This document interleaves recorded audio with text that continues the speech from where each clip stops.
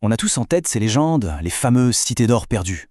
Eh bien aujourd'hui, on laisse les mythes de côté pour plonger dans l'histoire bien réelle d'une véritable superpuissance qui a dominé l'Afrique de l'Ouest. Je parle bien sûr du légendaire et incroyablement riche Empire du Mali.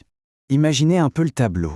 Un empereur tellement riche, mais tellement riche que son simple voyage, son pèlerinage, fait s'effondrer le cours de l'or. Et pas pour quelques jours, non, pour une décennie. On pourrait croire à une fiction, mais pas du tout. C'est juste un petit aperçu de ce qu'était la puissance économique de l'Empire du Mali.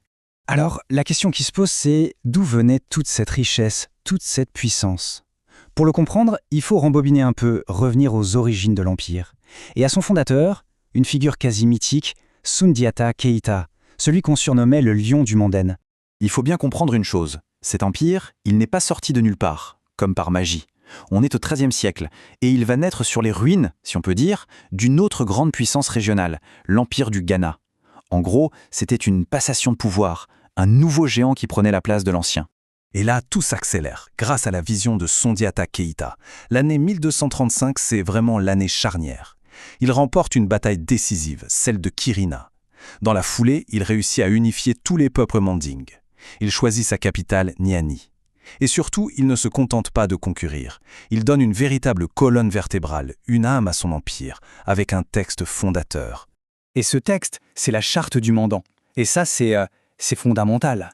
Parce que Soundiata ne bâtit pas son empire juste avec des lances et des épées.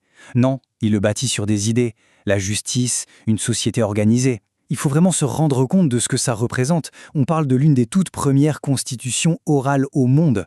Un texte qui garantissait déjà les libertés, les droits de la personne, bien avant certains textes européens très connus. Alors, si Soundiata Keïta est le fondateur, le bâtisseur, l'empereur qui va suivre, lui, c'est celui qui va porter l'empire à son sommet absolu, à son âge d'or. Son nom est aujourd'hui encore synonyme de richesse, une richesse presque inimaginable. Il s'agit bien sûr de Mansa Moussa. Et si on doit retenir une seule date de son règne, c'est celle-ci, 1324. En une seule année, l'Empire du Mali va passer de grande puissance régionale à véritable légende mondiale. Pourquoi? C'est l'année de son extraordinaire pèlerinage à la Mecque.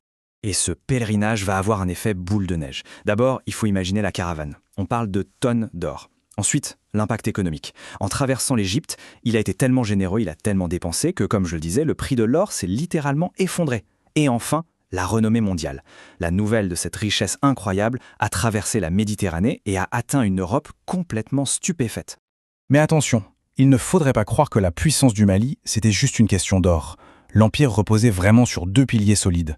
D'un côté, bien sûr, le moteur commercial, le contrôle des routes de l'or, du sel, de l'ivoire. Et de l'autre côté, le savoir.